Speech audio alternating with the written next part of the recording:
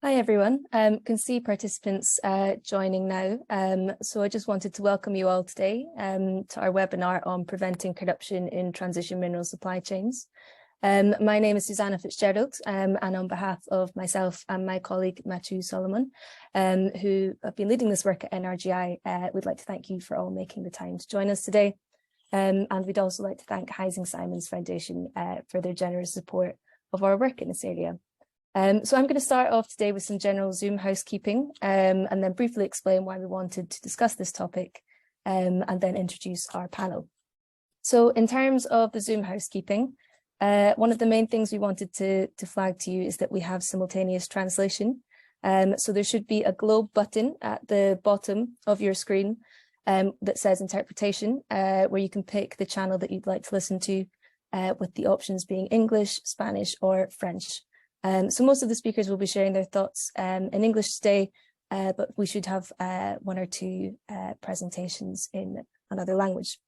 So thanks to EITI for providing interpretation and to USAID in turn for their support of EITI. We're also going to have time for a Q&A towards the end of the session. So I'd encourage you to add any questions to this as we go to make sure we have as rich a discussion as possible. And just for interest of time, we'll only be taking questions in the chat rather than going to participants directly. And last thing is just let everybody know that we'll be recording today's session. So I'd like to give you a bit of background to the motivation for hosting this webinar, which is that a group of experts from civil society, academia, governments and international organisations have been meeting for about a year now to think through the issue of corruption in transition mineral supply chains. So given the experience of previous commodity booms, which have unfortunately seen large waves of corruption take place, many of us are concerned about the risk of this dynamic being repeated as demand for minerals increases as part of the world's efforts to move away from fossil fuels. So with many of these mineral reserves located in countries that have struggled with governance and new players assuming new roles, this may also further compound the problem. So we've seen how corruption in the mining sector has led to public money being redirected towards small groups of elites, has undermined key social and environmental safeguards around mining, and has also caused delays and disruptions to supply chains. So this corruption can take both legal and illegal forms, ranging from bribery and embezzlement to undue influencing and conflicts of interest. But all of it involves the abuse of power for private gain. So as the world moves towards low carbon infrastructure, we want to avoid the mistakes of the past and ensure that the energy transition is one that is just. So to support this expert group have compiled key recommendations for governments, businesses, investors and international organisations to ensure that we can act urgently and collectively against corruption. So my colleague Ballesteros has shared a link to the recommendations in the chat, which will also soon be available in Spanish and French. So moving on to our panel, many of whom contributed valuable advice on the content of these recommendations.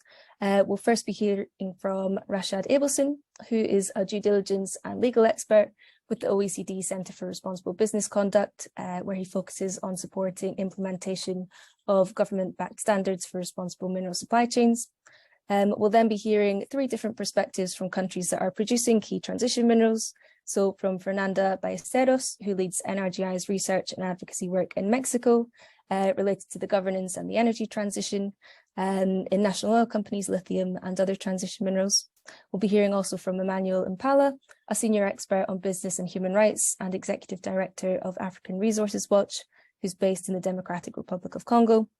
And we'll also be hearing from Chadwick Lianos, Director for Administration of STANCE, which is Sectoral Transparency Alliance of Natural Resource Governance in Cebu, who is also a former civil society representative on the Philippines EITI, MSG, multi-stakeholder group, and former Publish What You Pay Global Council member representing Asia Pacific. I'll then pass on to Scott Selwood, a policy lead from Oxfam's Extractive Industries Global Programme, who has more than 15 years of experience working to improve governance and accountability within the mining, oil and gas sectors. And then lastly, we'll be hearing from Gay Ordonez, who is the Asia Coordinator and Anti-Corruption Lead at the EITI Secretariat. So lots of interesting perspectives to hear from today. So I will start handing over. So Rashad, it'd be great if you could give us the perspective from OECD about why this issue matters and why it's important to work on it now. Thanks. Thank you, Susannah, and thank you everyone for joining and for having me. It's quite a big turnout. I'm really happy to see that. I'd just like to provide a few words, exactly on why this issue is so important for the OECD and why we were happy to have participated in this expert group and contributed to shaping and developing these recommendations. As a bit of background, I come from the OECD Center for Responsible Business Conduct.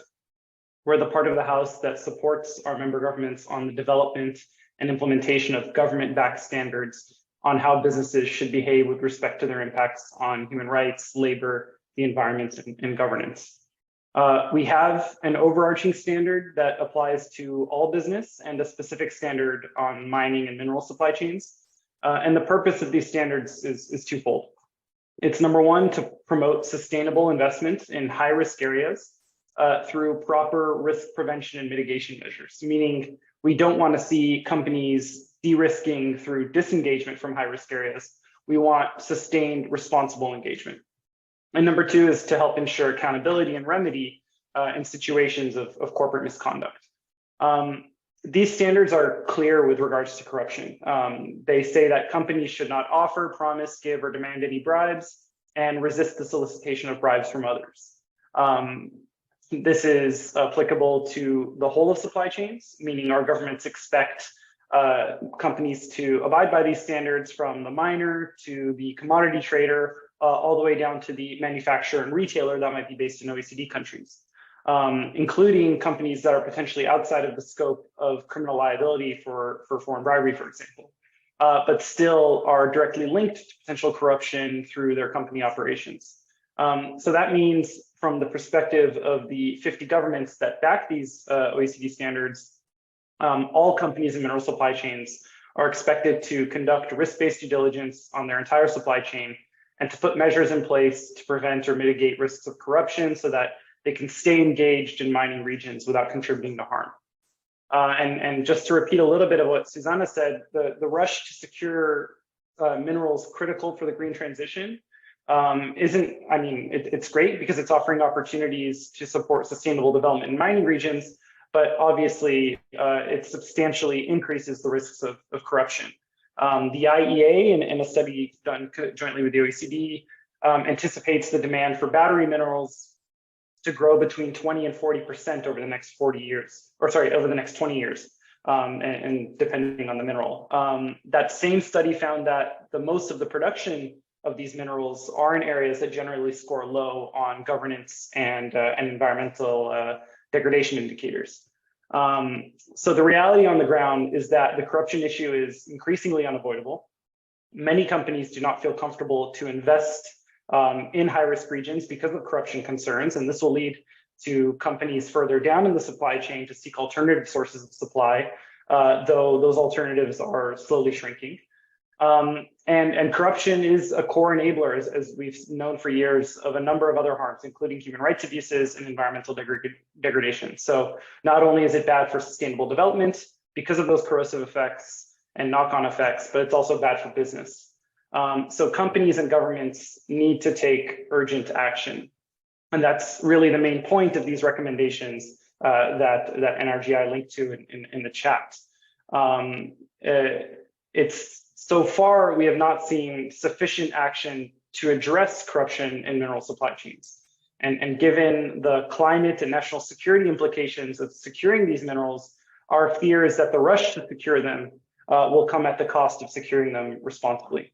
So, one final point is that over the last 10 to 15 years, we've seen some action on human rights and child labor and environmental sustainability in the mineral sector.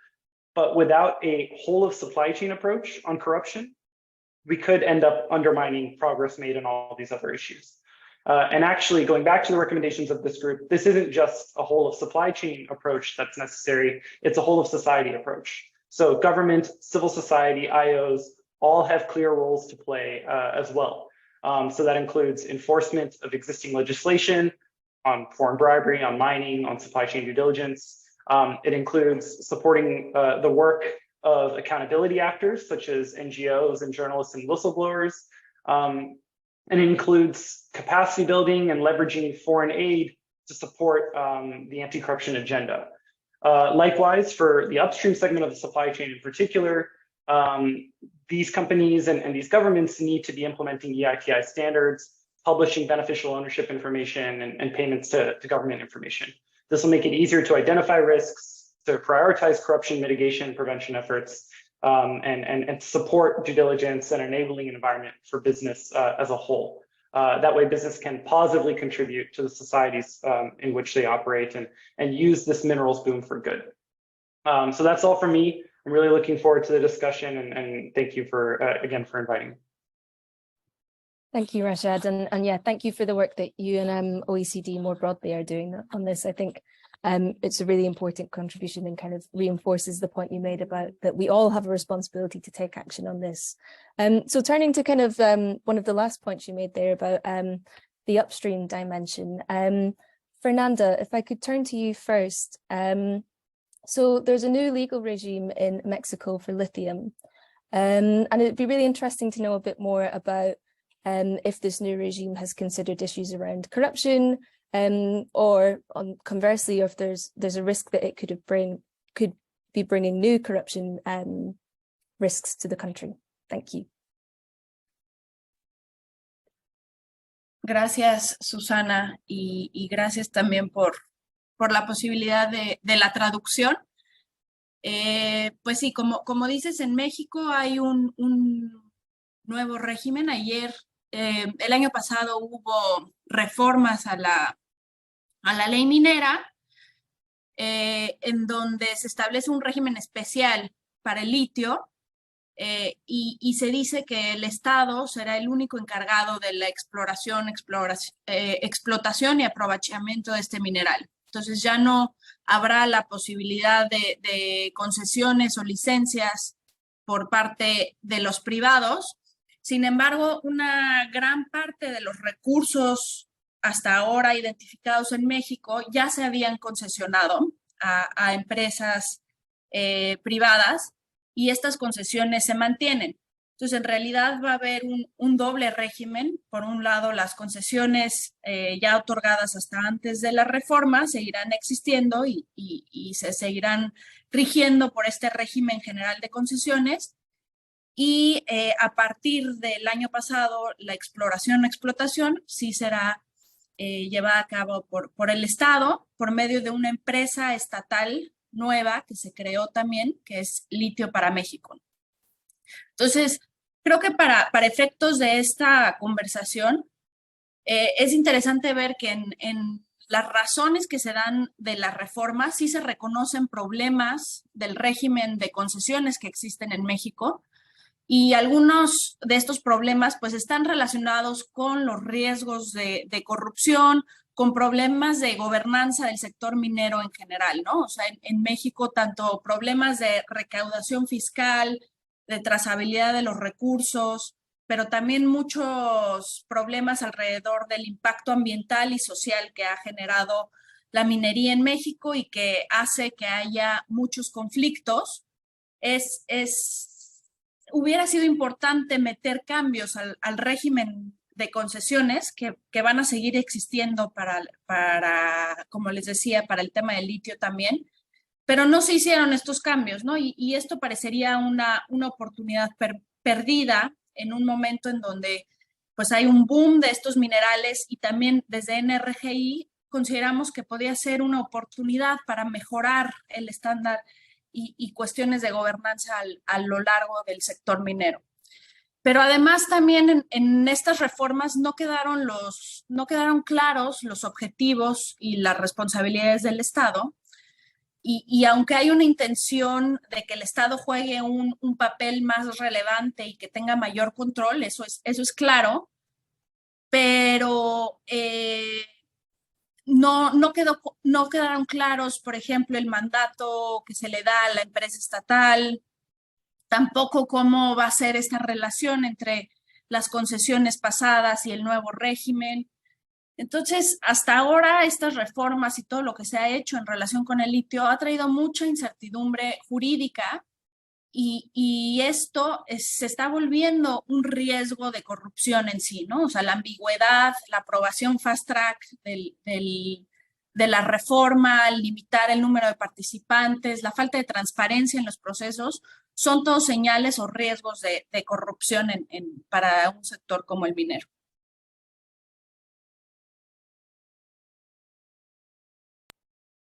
Thanks for that, Fernanda. Really interesting to see how this is unfolding in real time in Mexico. Just to pick up on one of the points you raised, I'd be interested to know if there's any particular corruption risks to be aware of for state-owned companies, given that this seems to be a key part of Mexico's reforms for the lithium sector.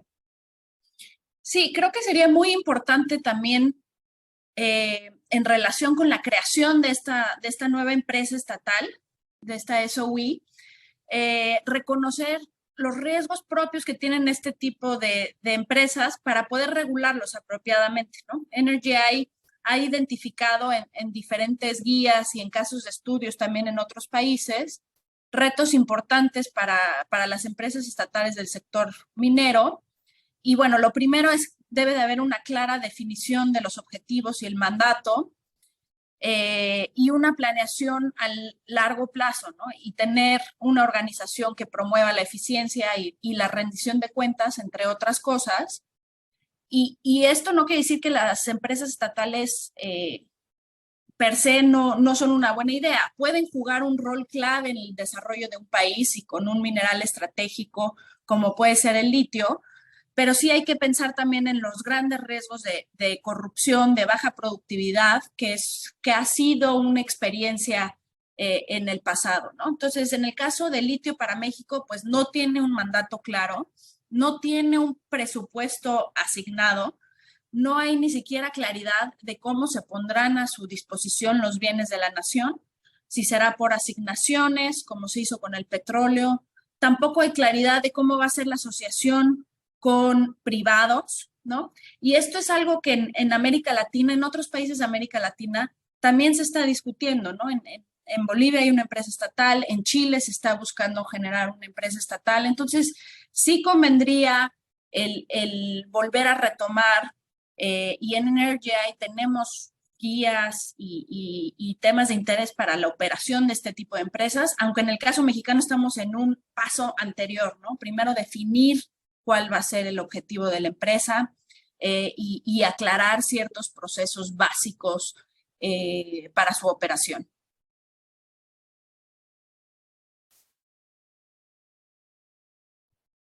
Thanks, Fernanda. Really, really interesting. And something that you mentioned there about kind of the interplay between state-owned enterprises and private companies feels quite relevant to the situation in DRC.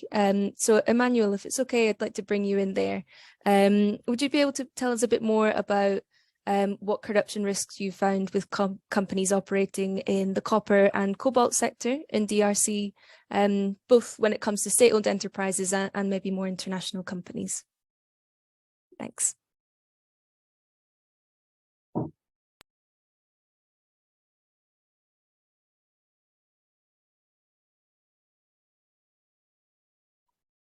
I think you might be on mute, Emmanuel.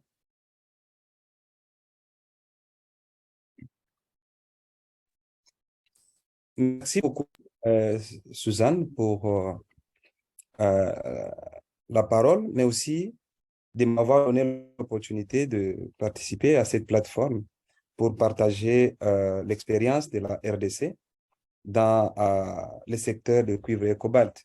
En fait, en RDC, nous avons plusieurs manières pour accéder aux droits miniers ou arriver à avoir des titres pour exploiter. La première possibilité, c'est que vous puissiez vous adresser au cadastre minier pour obtenir les titres et vous suivez toute la procédure. Et la deuxième possibilité, c'est que beaucoup d'entreprises privées qui sont venues au Congo se sont adressées aux entreprises du portefeuille ou les entreprises de l'État. Et je pense, lorsqu'on regarde la chaîne de valeur, on est au niveau de la signature des contrats, de cession des actifs de l'État. Et donc, on a constaté en RDC qu'à ce niveau de signature de contrats, dans presque dans presque tous les contrats ou toutes les conventions qui ont été signées à ce niveau-là, on a trouvé des cas de corruption. Nous prenons le cas de la GECAMIN, qui est l'entreprise publique de l'État, qui a au jour d'aujourd'hui à peu près plus de 24 partenariats. Donc, c'est des joint ventures avec les entreprises privées. On a trouvé dans ces partenariats que beaucoup des biens de cette entreprise du portefeuille, beaucoup de droits de cette entreprise du portefeuille ont été cédés à des entreprises privées sans qu'il y ait appel d'offres, sans qu'il y ait, parce que la loi voudrait que on veut céder les biens de l'État, notamment les titres miniers qui appartiennent aux sociétés du portefeuille de l'État, il faudrait qu'il y ait une décision du Conseil des ministres. Malheureusement, dans presque tous les cas que nous avons suivis ici au Congo, on a trouvé que cela n'était pas le cas. On a aussi trouvé au sein de ces entreprises qu'il y a eu, par exemple, la question des avances fiscales.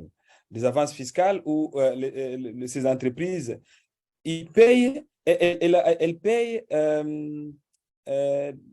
l'argent à l'État, même pour les années pour lesquelles ces paiements ne sont pas dus. Et on a vu, il y a des cas où ces entreprises vont contracter des prêts au nom les prêts auprès de leurs partenaires privés en hypothéquant ou en vendant leurs actifs pour donner de l'argent à l'État. Donc, on les considère comme, en quelque sorte, comme des régies financières. Et donc, on a vu beaucoup de cas de corruption dans ce sens-là. Ça, c'est au niveau de la signature des contrats qui sont passés par les entreprises du portefeuille. Donc, si nous prenons toutes les entreprises de l'État du portefeuille de l'État en RDC, on a presque la même situation. Aujourd'hui, nous avons, par exemple, le cas de lithium ou la cominière qui est l'entreprise publique de l'État qui se retrouve en conflit avec ses partenaires.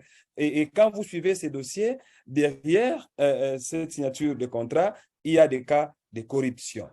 Je vais avancer avec aussi, on a trouvé sur la partie paiement de la fiscalité, paiement et tout ça, on a trouvé effectivement, il y a des entreprises aussi qui n'arrivent pas à payer ce qu'elles doivent à l'État. Et si vous suivez des cas comme ça, derrière ça, vous trouvez effectivement qu'il y a la corruption. Je prends l'exemple de l'entreprise, la convention Sicomine, où l'État congolais a signé la convention avec les entreprises, un groupement d'entreprises chinoises, dans lesquelles nous, la RDC, on devait avoir les infrastructures. En contrepartie, nous devions donner aux Chinois les mines. Et à peu près 14 ans après, on se retrouve que le Congo est perdant dans ces deals-là. Donc, quand on vérifie là-dedans, les infrastructures ne sont pas réalisées. Ou si les infrastructures sont réalisées, elles sont surfacturées. Et d'ailleurs, l'inspection générale des finances venait de démontrer sur 800 millions de dollars, plus de 800 millions de dollars investis dans les infrastructures. En réalité, ces sociétés n'ont investi qu'à peu près 300 millions de dollars. Le reste, c'est de la surfacturation. Il y a aussi les cas de corruption lorsqu'il faut collecter les impôts de l'État. Et les régies financières de la RDC, nous savons que notre système est déclaratif. Donc, on a aussi constaté à ce niveau-là des écarts, on a constaté des manquements graves et lorsqu'on a essayé d'analyser, on a trouvé effectivement qu'il y avait des cas de corruption. Donc, pour me résumer, et d'ailleurs, ça touche la question de l'impact. Comment vous pouvez expliquer dans un pays où nous avons presque tous les minéraux critiques ou les minéraux importants pour la transition énergétique. Mais quand vous arrivez, le niveau de vie, le niveau de pauvreté est accru. Et cela s'explique par le fait que la corruption est à un niveau très élevé sur toute la chaîne des valeurs. Voilà un peu ce que je peux dire. Et ceci n'épargne pas le secteur minier artisanal. Le secteur minier artisanal, il est aussi pollué, surtout avec des cas de conflits d'intérêts, la gestion des coopératives qui appartiennent aux politiciens.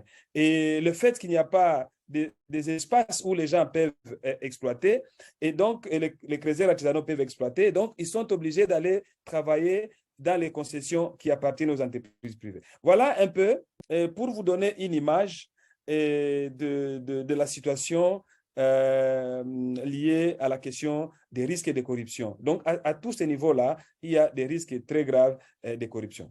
Merci.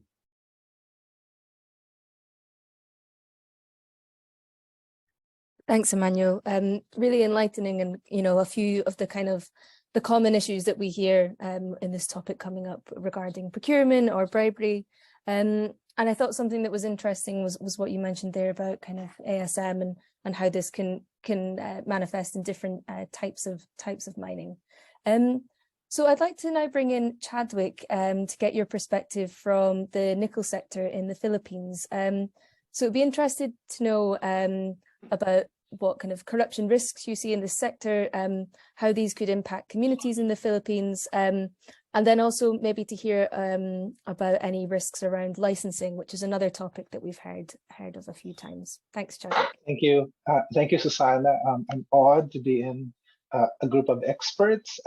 It would be one of the firsts for me, perhaps. To answer your questions, corruption happens, whether deliberately or as an offshoot of an opportunity when there are gaps in systems. Thus, a continuing conversation on how to make these systems foolproof is an important initiative of government. One area that I'm looking at, which is really a concern, is red tape, bureaucratic red tape. While there is the Anti-Red Tape Act here in the Philippines, there are still many layers in licensing, monitoring, and grievance review, most of which involve human interventions and can sometimes facilitate corruption. Perception, my second point, is a component of trust building. Thus, it's important that full disclosure in all phases of the extractive value chain facilitates consensus. And of course, as Filipinos, Orientals, we have this debt of gratitude, which is our core value. But if this is coupled with a lack of beneficial ownership disclosure, who really owns the corporation? Who do we owe our debt of gratitude to, without unmasking the helmsman, to say it that way? This can be a disvalue conducive to corruption as well. Data that are poorly understood hinders correct decisions. Thus, a premium is to be placed on organizing for change, going back to communities, in a practice of companioning with communities and sectors so that they can confidently describe the future they want to build. I referred to a Mineral Industry Coordinating Council audit report, and in this audit report is emphasized that a need for a multilateral interdisciplinary review to affirm that is necessary. And I think that's also one important point to look at corruption foolproofing. My fourth point is good governance in extractives. A condition that limits the power of corruption is a balance between the supply side of governance, public management, the technocratic part of it, and the demand side, the public demand and engagement. Transparency serves to shed light on conditions that are, obfuscated, but accountability, including restitution, loss and damage, redress of grievances, beneficial ownership disclosure, the justice side of good governance affirms change. My fifth point, policies and protocols on just energy transition need clarification. For instance, it is important to talk about carrying capacity, the right amount of extraction or over-extraction, environmental trade-offs, the available spaces for multilateral discussions and how to move forward, and social impacts, particularly on sectors relevant to food security. And my final point, communities are the real owners of the commons, thus their informed participation is a cornerstone for what can be sustained development. As communities are holders of stories ranging from what can be inequitable or what are adverse in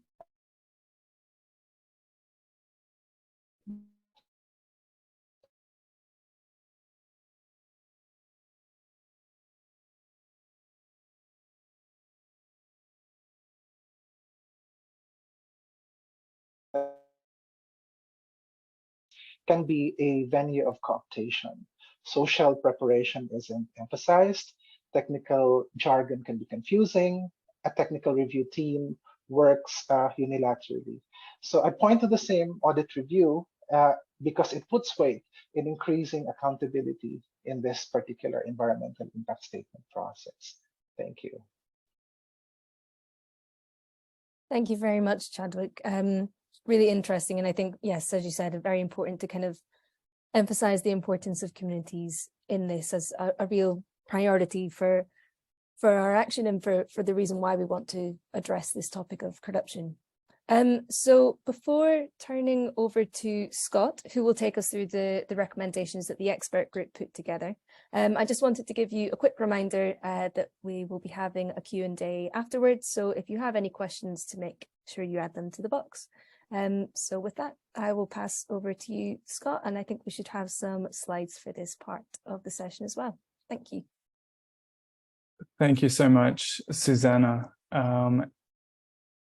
Really honoured to be invited to today's conversation. I'm calling in from Washington, D.C. I want to acknowledge the Piscataway and Anacostan peoples on whose lands, whose traditional ancestral lands I live and work. I'm a policy lead with Oxfam's Extractive Industries Global Program. Oxfam, for over 20 years, has worked alongside communities impacted by mining, oil and gas projects to hold governments, companies and financial institutions accountable for upholding human rights and fighting inequality. Today, we partner with local organisations in approximately 25 countries to do this work. And like so many other organisations, we've scaled up focus and resources in response to the worsening climate emergency. And this has meant closer scrutiny on the extraction of raw minerals, especially the minerals we've been talking about today. You know, a couple of things that I heard from Fernanda, Emmanuel and Chadwick have really struck me, and each of them have highlighted how corruption in its many and varied forms and at different points along the mineral value chain really feed and fester during commodity boom times. And I think something that Emmanuel really said that, you know, really struck me, being corruption is not a victimless crime, that citizens and communities suffer real harms when companies and other actors are willing to engage in sort of deal making to access resources or maximize profits, or are really willing to turn a blind eye to due diligence. So we recognize the urgency to act and that we need to do a much more to root out corruption in mining sector supply chains. And that's really why we've worked with this expert group to try and address this with the following set of concrete recommendations. So now if I could just change to the other slide, please. So here we've grouped these, in the next 5 minutes or so, I'm going to work through these recommendations that the working group has identified. First, we group these under sort of protecting communities. And again, the first recommendation was really around the whole ecosystem taking urgent action. And then government, here we have sort of preventative measures are needed now. We cannot wait as deals are being signed and as we heard, legal regimes are being reworked.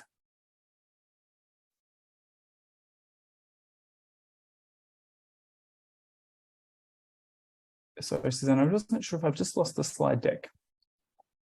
Yes, I'll just check in the background. That's okay. I'll push on just so that we're in the interest of time. So that was one of our first recommendations, was action, urgent action needed today from all actors, governments, companies, investors, and the like. Secondly, you know, we really need to, we can't fight corruption in mineral supply chains without first knowing where the risks or the weak links are. And as we've said, this means thinking about corruption broadly and not just in terms of bribery. So for governments and their transition mineral strategies, or companies and their operations or forward-looking plans, really needing to be explicit and highlight the different types of corruption that could occur or arise at different stages or specific stages in the mining value chain. For example, where are the biggest risks? Is it in the awarding of licenses, permits, or approvals? Is it in relation to procurement of goods and services? In relationships with state-owned enterprises, commodity sales agreements and the like, or in the revenue distribution? These strategies and plans should really be, then once we've identified those risks, to really come with mitigation plans that explain the strategies and the roles and responsibilities for mitigating those risks. All of that we need to monitor and report on progress, as well as building capacities to help proactively identify risks as they arise. Part of this is also a really important safeguard that we will come back to again, which is really ensuring that there's effective whistleblower mechanisms. Again, something that really plays a really significant role, and one that we need to ensure is being prioritized. I think also, thirdly, in relation to protecting communities, so the bundle of recommendations here is really around preventing corruption from weakening social and environmental safeguards. I think we've heard this through some of the presentations earlier, that too often powerful actors are able to use undue access and influence over sort of decision makers to undercut public participation, sidestep existing protections, fast-track permits, and criminalize those who speak out against new energy projects. And I know that Fernanda has identified some of those risks as well. A key safeguard here is regular, sustained, and meaningful stakeholder engagement, including respecting Indigenous people's rights, and specifically their right to free, prior, and informed consent.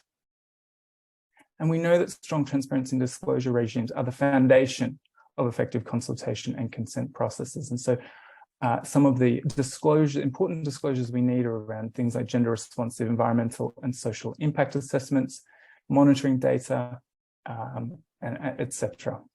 And if I could move to the next slide, please. So our next set of recommendations are really tailored to limiting opportunities for corruption.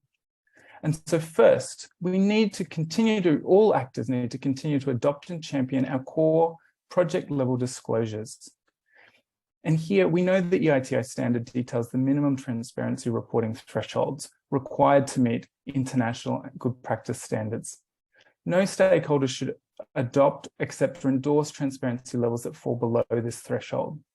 This means project level disclosures of contracts and licenses, including awards related to exploration and production, commodity trading and procurement, as well as environmental and social approvals.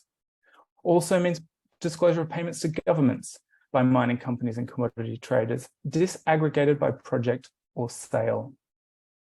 And of course, it also means verified beneficial ownership information across the entire mineral supply chain. Secondly, we need to prevent political elites from unfairly capturing opportunities. This creates major political, reputational, and operational risks for all stakeholders. Again, really needing to enforce and ensure that our core transparency disclosures are in place. But we also need to require beneficial ownership reporting, especially for politically exposed persons, but from all third parties, including joint venture partners, subcontractors, and the like. Companies need to be able to verify this information for high-risk entities as part of their due diligence processes. Thirdly, we need to reduce the risk of agents. Channeling bribes via agents and intermediaries is one of the mining sector's most common corruption modalities. The key recommendation coming out of our group here is that mining companies, commodity traders, and suppliers should all work to eliminate the use of agents when seeking new business opportunities. For any agents that remain, companies should be disclosing the names and beneficial owners of the agents and apply strict controls in terms of their activities and payments. Finally, in terms of limiting the opportunities for corruption, we need to avoid enabling kleptocracy. Stakeholders should be assessing whether activities enable or strengthen these trends, and if corrective action cannot be put into place, relationships should be discontinued where these risks cannot be addressed. And again, there may well be places where companies should not be doing business if these risks cannot be corrected. If I could change to the third slide. Here we have a number of recommendations related to holding corrupt actors to account. So this is, again, seeking to limit the opportunities for corruption, but when corruption is identified, so what steps do we need to take?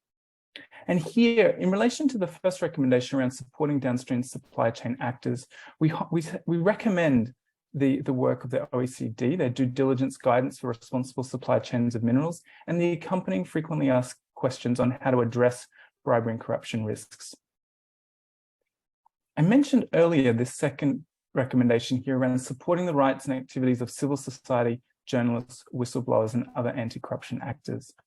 All stakeholders should be adopting strategies to regularly engage with, resource, defend, and promote the rights of these critical anti-corruption players, and including by ensuring they have access to all the information they need. And finally, we need to ensure that consequences for corrupt actors are meaningful through effective enforcement and accountability. Monitoring agencies, law enforcement, and the judiciary in producing countries need to be sufficiently well-resourced and independent from other government agencies and state-owned enterprises. Consumer countries should also ensure proper enforcement of anti-bribery legislation, including against companies listed or headquartered in their jurisdictions. The final set of, my final slide just includes some additional recommendations, which I won't go through here just in the interest of time, but these recommendations are really directed towards governments who are providing development assistance to mineral producing countries. And in the report, which I know has been linked in the chat, for those folks who have interest in going a little bit deeper into these recommendations, I definitely would refer you there. But I do think I would like to stop there, just recognizing time and so that we've got time for questions. Thanks, Scott. That was really useful. Great to run through the recommendations, but also for the extra context that you could add for us there. So Gay, I will hand over to you now for the Q&A part of the session. Thank you. Thank you, Susannah, and thank you to our panelists for all the rich presentations and contributions. We do have a couple of questions in the Q&A chat box, but before I get to that, I just wanted to have a follow-up question to our panelists from countries, specifically Fernanda, Emmanuel, and Chad. You all mentioned, you provided examples of the types of risks that you are currently seeing in your countries. Fernanda, you mentioned risks related to SOEs, the lack of this clear distinction between the former legal framework and the new legal framework, which could lead to regulatory loopholes. And Emmanuel, I think you raised a lot of good points about risks related to ASM and also potential deviations from licensing practices. And Chad, I think you cited examples about bureaucratic red tape as well. My question is, given your specific country context and having looked at the recommendations that were presented by Scott, what do you think are the most urgent action points or recommendations that you think would be very relevant and highly urgent for your countries to act on or to take on board? And if you can also say something about the level of awareness of these risks in your specific countries, and what is the state of play in terms of the reforms that your governments are currently undertaking to respond to these risks. So I think I will ask Chad to come in first. Thank you, Gay. I made emphasis on the red tape because right now, although there is the Anti-Red Tape Act, there are many layers of bureaucratic processes that might, very conducive to corruption. We call that under the table, transactions in the Philippines. I think while this is an ongoing implementation, what I am seeing right now is even down to local governments, this has not been fully implemented yet. One important aspect of addressing this is really to ensure that there are lesser human interventions in these processes. It might mean going fully digital in these transactions, or putting someone very accountable in the licensing processes as well. And I think that's a very important way forward to addressing corruption in the licensing process. Thank you, Gay. Thank you, Chad. Emmanuel, do you want to come in with your response? Oui. Merci beaucoup pour la question. Je pense qu'il y a beaucoup à faire. Je pense que la première des recommandations serait il faut changer la manière dont les mandataires dans ces entreprises publiques sont nommés, parce que très souvent, les mandataires qui gèrent les entreprises publiques ou les entreprises du portefeuille de l'État sont sélectionnés pas sur base des compétences, mais surtout sur base des intérêts politiques. Et donc, ces derniers, au lieu d'être redevables vis-à-vis des institutions de l'État, vis-à-vis des citoyens, sont beaucoup plus redevables à leurs partis politiques. Donc, je pense que ça, c'est quelque chose qui doit être changé. L'autre chose qui doit être changée, c'est en fait la sanction. Depuis qu'on a libéralisé le secteur minier en RDC, je n'ai pas souvenance qu'il est arrivé une fois quelqu'un a été sanctionné pour avoir bradé les biens de l'État, pour avoir bradé les licences sans passer par l'appel d'offres. La troisième chose, je pense qu'il faut qu'il y ait les indicateurs de performance pour les gens qui gèrent les entreprises de l'État, parce que très souvent, parce qu'ils sont nommés sur base des critères politiques, donc il n'y a pas les indicateurs de performance pour dire comment on peut évaluer quelqu'un qui a géré une entreprise de l'État. Et donc, à la fin de leur mandat, il n'y a rien qui est fait, il n'y a aucun contrôle qui est fait. Bref, ils ne sont pas redevables parce que protégés par les politiciens qui les ont nommés. Donc, je pense qu'avec ces éléments, dans le contexte purement congolais, où les entreprises du portefeuille de l'État jouent un rôle très important, je pense que la clé, c'est au niveau de ces mandataires-là. Mais aussi, il faut interdire toutes sortes d'avances fiscales, parce que les avances fiscales que ces entreprises payent, il y a des cas où une entreprise paye ses avances fiscales pour 4 ans à venir, alors que nous sommes aujourd'hui, elle verse déjà l'argent de ces paiements fiscaux pour 4 ans à venir. Donc, on pense que ces pratiques-là devaient être bannies, et j'imagine que l'ITIE devait dire clairement qu'il est interdit aux entreprises du portefeuille de l'État, où qu'elles soient, de faire des avances fiscales, et notamment en RDC. La dernière recommandation, peut-être que dans mon introduction, je n'ai pas touché, je pense que nous parlons des minerais de transition énergétique. Et pour nous, pour une transition juste et équitable, on doit éviter, par exemple, le cuivre et le cobalt aujourd'hui est exporté en concentré. Ce n'est pas du métal. En réalité, le cobalt est accompagné par d'autres minéraux. Donc, en d'autres termes, les pays qui achètent ce cobalt-là vont tirer profit d'autres minéraux qui n'ont pas été traités au Congo. Je pense que c'est une question très importante, et moi, je mettrais cet aspect-là comme aussi, parce que l'État accepte, c'est parce qu'il y a la corruption, c'est parce qu'on dit non, il n'y a pas l'énergie. Je pense que c'est une autre forme de fraude, une autre forme de corruption, parce qu'on est en train de tirer les ressources naturelles d'un pays de manière frauduleuse, parce que ces pays, après, ils tirent profit de ces sous-composantes des minéraux. Donc, voilà un peu ce que je peux dire en termes de recommandations.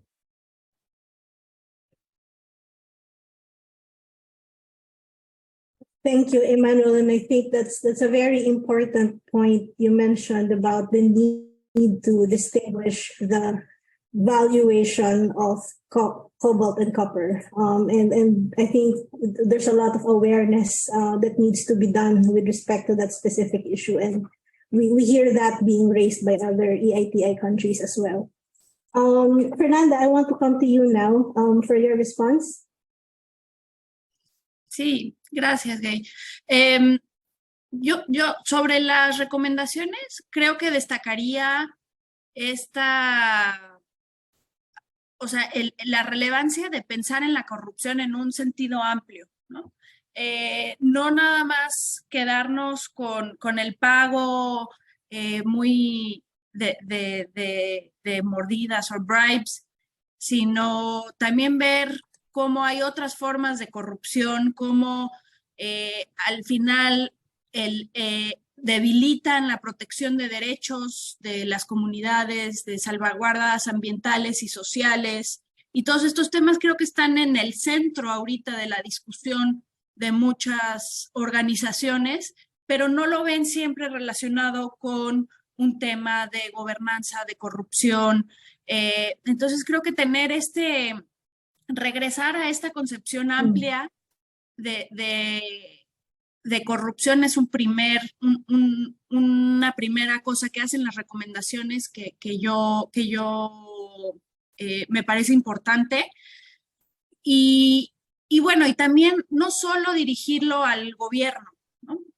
Creo que necesitamos todos desde nuestros lugares y desde el trabajo que hacemos buscar cómo tener acciones que nos lleven a reducir y mitigar estos riesgos de corrupción, porque al final tienen un impacto muy importante para nuestras comunidades, para la sociedad en nuestros países, ¿no? Y creo que nosotros desde NRGI es algo de lo que tratamos de hacer también aportar, en este caso en específico, por ejemplo, en donde pues un problema que vemos es la discrecionalidad por la incertidumbre jurídica, pues presentar análisis que dé mayor claridad de cuál es el alcance de esta reforma, de cuáles son los puntos que vemos que no están considerando, retomando acciones, actividades, espacios que se habían creado y que ahorita están debilitados. Por ejemplo, aquí con EITI también, o sea, la transparencia, todos los esfuerzos que se han hecho, el retomar esos grupos multipartícipes, me parece que en México, al menos ahorita, es algo que se ha debilitado, que no está funcionando, y también somos corresponsables de reactivar esos espacios, de encontrar otra vez su funcionalidad y de exigir cuentas al gobierno, ¿no? Entonces, yo me quedaría con esas dos recomendaciones. Thank you so much, Fernanda. So I will now go to the questions in the chat. In the interest of time, I will be perhaps merging some of the questions, but I wanted to ask Rashad first. There's a question here that I think OECD would be best place to respond to. I will summarize the question. Essentially, it's saying, how do we monitor standards in conflict areas, and what are your views about suspending importation of transition minerals in conflict areas? So over to you, Rashad. Thanks for the question. I think it's a good question. Just to very, very quickly respond. First of all, total disengagement from conflict areas should be the last resort. It's shown that business can play a positive role in leading to positive change in areas where proper risk mitigation and prevention measures are put into place, proper community stakeholder engagement is in place. And the OECD standards only recommend disengagement in three circumstances. One, which is identification of serious abuses of human rights. 2, conflict finance, so the financing of non-state armed groups, and 3, in cases where company or suppliers are failing to address corrective action plans within reasonable timescales. So really, disengagement should be a last resort. We're trying to use the positive power of business to affect change on the ground. And the way that change is monitored is really through on-site audits and on-site investigations from the supply chain. Nothing can really replace the human element here. These on-the-ground audits and site visits need to be done. But we understand that, of course, these are costly and time-consuming, and we encourage companies to work through existing multi-stakeholder mechanisms or shared industry mechanisms that support on-the-ground monitoring. And a number of them are in places in different geographies and in different supply chains. I mean, there's a number I could list, but they do exist to help support companies in those circumstances as well. Thank you, Rashad. We don't have a lot of time. There are still a lot of questions in the chat box. We will respond to them by email. We apologize if we're not able to cover them right away. But I do want to maybe bring in Scott for one of the questions here about, let me see. Any examples of a successful engagement and protection of community rights that could be interesting to learn from?